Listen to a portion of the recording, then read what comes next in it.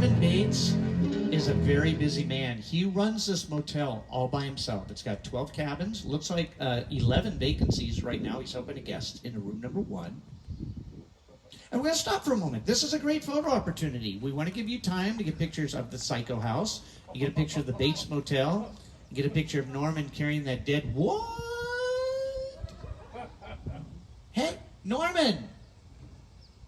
Norman Bates, everybody on the tram is watching you do that. There are people that have cameras on their phones. You have a knife.